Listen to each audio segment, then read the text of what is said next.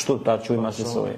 Dhe pastaj Kurani ju ka zbrit njerëzve edhe i thret njerëzit që mendojnë, ta nuk mendojnë ata, ta nuk e përdorin mendjen, logjikën.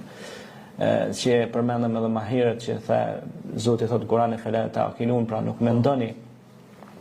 Pastaj Zoti thret edhe që njerëzit edhe të analizojnë. Në ndrimin e natës dhe të ditës ka argumente për ju, thot.